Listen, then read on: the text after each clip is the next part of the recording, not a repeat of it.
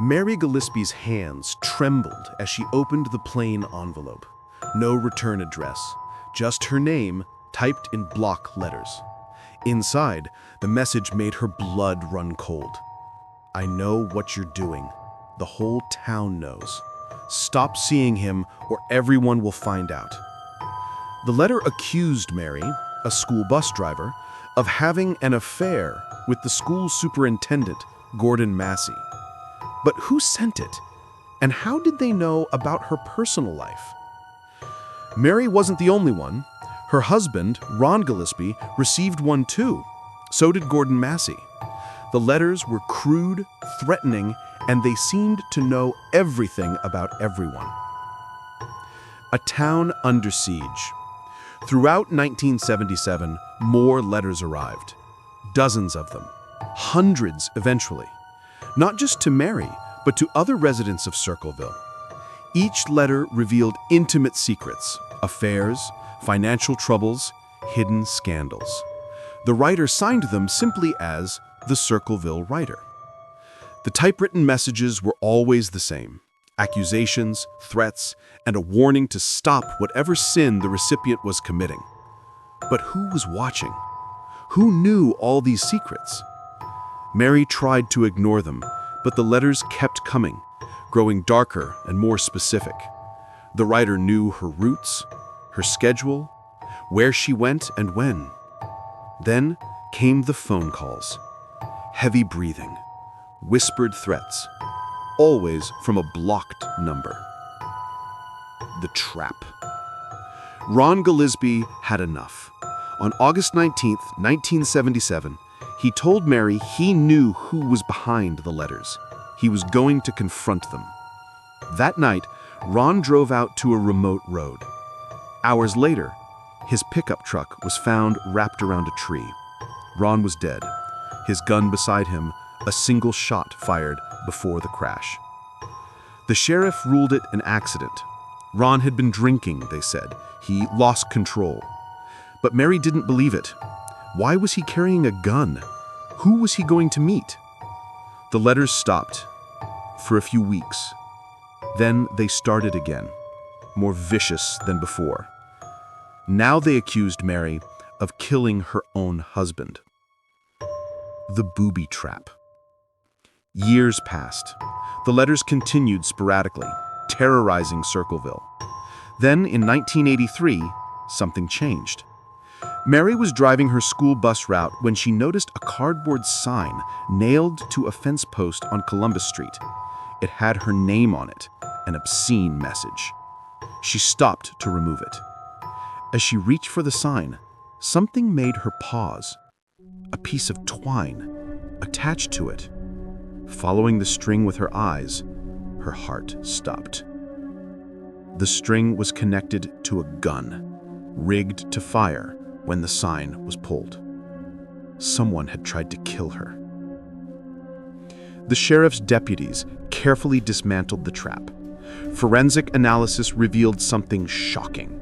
The gun belonged to Ron Gillespie's family. And there were fingerprints, not on the gun itself, but on the beer cans found nearby. They belonged to Paul Fresher, Mary's brother-in-law, Ron's younger brother. Paul was arrested and convicted in 1983 for attempted murder. He was sentenced to 7 to 25 years in prison. Case closed, the authorities said. But Paul swore he was innocent. He claimed he was framed. And the letters? He had nothing to do with them. The letters continue. Here's where the mystery deepens. While Paul Freshour sat in prison, the letters kept coming. In 1990, a letter arrived at the Circleville Gazette newspaper. Paul Freshour isn't the one, but they won't ever find me. More residents received letters. The same typewriter, the same style, the same threats and accusations. If Paul was in prison, who was writing the letters? The sheriff's department had no answer. Paul was guilty of the booby trap, they insisted. But perhaps someone else had taken over writing the letters. A copycat, maybe. Paul maintained his innocence until his death in 2012. He claimed someone had stolen his gun to frame him and that the real letter writer was still out there. The unanswered questions. To this day, nobody knows who the Circleville letter writer was, or if it was multiple people working together. The theories. Was it Paul Freshour seeking revenge for his brother's death? Was it someone in law enforcement with access to private information? Was it a jealous lover, a scorned woman or man? Could Ron Gillespie himself be the original writer and someone else continued after his death? Could multiple people have been involved in a conspiracy? The chilling facts. Over 1,000 letters were sent over 14 years. The letters revealed impossibly specific details about people's private lives. They continued even after the convicted man was imprisoned. No DNA, no definitive handwriting match, no confession. The letters stopped completely in 1994, 4 years after Paul's conviction. The Ghost Writer. Today, Circleville remains haunted by its past. Older residents remember the fear that gripped the town, the feeling of being watched, of having your darkest secrets known by an invisible enemy. Mary Gillespie lived the rest of her life looking over her shoulder. She passed away in 2022, never knowing who terrorized her for decades. Somewhere in Circleville, someone knows the truth. Perhaps they took the secret to their grave. Or perhaps they're still there, an elderly resident who once wielded fear like a weapon, now silent, their typewriter gathering dust in an attic. The Circleville letter writer was never truly caught, and that might be the most terrifying part of all. Some mysteries aren't meant to be solved. Some secrets die with their keepers, and some small towns will forever wonder who among us was the monster. The radio crackled to life aboard several ships navigating the Strait of Malacca. A desperate SOS signal pierced through the static, its message chilling every operator who heard it. All officers, including captain, are dead, lying in chart room and bridge, possibly whole crew dead. Then, after a pause of agonizing silence, one final message: I die. The transmission ended with a long, eerie drone, the sound of a hand slipping from the telegraph key. The distress call came from a Dutch freighter called the SS Ourang Medan. Ships in the vicinity immediately changed course to locate the vessel and offer assistance. Among them were 2 American ships, the Silver Star and the City of Baltimore. What they would find would haunt sailors for generations to come. The discovery. The American merchant ship Silver Star was the first to spot the Ourang Medan, drifting aimlessly in the calm waters of the South China Sea. The ship appeared intact. No visible damage, no signs of a storm or attack. But something was terribly wrong. The Silver Star's captain ordered his crew to prepare a boarding party. As they approached in a lifeboat, an unsettling silence hung over the freighter. No crew on deck, no response to their calls, just the sound of waves lapping against the hull. When the rescue team climbed aboard, they found a scene straight from a nightmare. The ship of the dead. Bodies everywhere. The entire crew of the Ourang Medan lay dead, scattered across the decks, slumped in the corridors, frozen in their final moments. The captain was found on the bridge, dead in his chair. The officers lay in the chart room, their bodies arranged as if they died at their posts. But it was the manner of their deaths that horrified the boarding party. Every corpse wore the same expression: eyes wide open, mouths agape, faces twisted in absolute terror. Their arms were raised, fingers clawed at the air as if fighting off some invisible attacker. Some bodies pointed toward the sky, as if pleading with heaven itself. Even the ship's dog was found dead, frozen mid-snarl, its teeth bared at nothing. The temperature was normal, yet the rescue team reported an inexplicable, bone-chilling cold in certain parts of the ship. Some claimed they felt an oppressive presence, as if something malevolent still lingered aboard.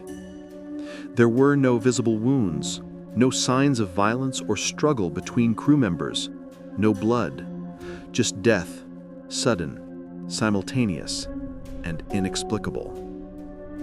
The explosion. The Silver Star's captain decided to tow the Ourang Medan back to port for investigation. As his crew prepared the tow line, some members descended into the ship's cargo hold to assess the vessel's condition. They never got the chance to report what they found. Without warning, thick smoke began pouring from the lower decks. Before anyone could react, a massive explosion ripped through the Ourang Medan. Flames engulfed the ship instantly. The Silver Star's crew barely had time to cut the tow line and retreat to a safe distance. They watched helplessly as the ghost ship burned with unnatural ferocity. Within minutes, the Ourang Medan sank beneath the waves, taking all its secrets and its dead to the ocean floor. The investigation that never was. Authorities wanted answers. What ship was the Ourang Medan? Where was it registered? What cargo was it carrying? Who were the crew members? But the investigation hit wall after wall. No official records existed. The Dutch shipping registries had no record of a ship called Ourang Medan. Lloyd's shipping register, which documented virtually every ocean-going vessel, had never heard of it. No port authority could confirm the ship's origin or destination. The crew's identities remained unknown. No cargo manifest was ever found. It was as if the Ourang Medan had never existed, yet multiple ships had witnessed its distress call, its discovery, and its fiery end. The theories. Over the decades, investigators, historians, and conspiracy theorists have proposed numerous explanations for the Ourang Medan tragedy. Theory 1. Poison gas. Perhaps the ship was carrying a cargo of hazardous chemicals that leaked, poisoning the crew with carbon monoxide or some other toxic gas. This would explain the sudden, simultaneous deaths and the expressions of suffocation on the victims' faces. Theory 2. Illegal chemical weapons. Some believe the Ourang Medan was secretly transporting chemical weapons or nerve agents, possibly for military purposes in the post-World War II era. A leak or accidental release could have killed everyone instantly. The explosion might have been a deliberate attempt to destroy evidence. Theory 3. Methane bubble. A natural phenomenon where methane gas erupts from the ocean floor could have enveloped the ship. Methane displaces oxygen, causing rapid asphyxiation. However, this doesn't explain the extreme terror on the victims' faces or the mysterious cold. Theory 4. Pirates or foul play. Could the ship have been attacked, but there were no wounds, no signs of theft, and no indication of struggle? What pirate would kill an entire crew and leave the ship intact? Theory 5. Paranormal activity. The most unsettling theory. Something supernatural happened aboard the Ourang Medan. The expressions of pure terror, the unexplained cold, the feeling of a malevolent presence. Could the crew have encountered something beyond human understanding? Theory 6. The whole story is a hoax. Some skeptics argue the entire incident was fabricated, a maritime legend that grew with each retelling. But if it's a hoax, why did multiple sources from the 1940s reference it? Why did maritime publications document the distress call? The evidence. Despite the mystery, some documentation exists. CIA documents from the 1950s briefly mentioned the Ourang Medan incident as an example of mysterious ship disasters. Maritime journals from 1948 published accounts of the event. Newspaper reports from the time period reference the ghost ship. Testimonies from crew members of the Silver Star and other ships were recorded. Yet official Dutch records remain silent. No death certificates, no insurance claims, no families searching for lost sailors. The lingering questions.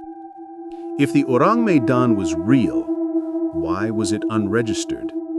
What cargo could have been so dangerous that it killed an entire crew instantly and required the ship's complete destruction? Why did the ship explode so conveniently before any real investigation could begin? Were the witnesses mistaken about the ship's name? Could they have confused it with another vessel? And most hauntingly, what did the crew see in their final moments that filled them with such absolute terror? The ghost that won't rest. Today, the Ourang Medan remains one of maritime history's most enduring mysteries. The wreckage has never been found. The crew's identities were never confirmed. The truth lies somewhere beneath the South China Sea, buried in darkness. Sailors still speak of the ghost ship in hushed tones. Some claim to have picked up phantom distress calls on the same frequency, a voice crying out, "I die."